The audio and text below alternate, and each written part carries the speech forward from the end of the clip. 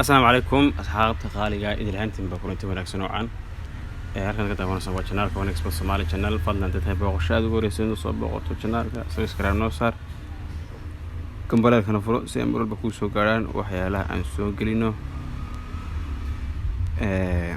barta page kuleen Facebook weena subscribe noo saar waxaan fiiri doonaa bal ciyaaraha maanta ciyaareen kastoo ciyaaro weyn jirin hadana ciyaaraha yar ee ciyaareen rabaan ka faa'iideysano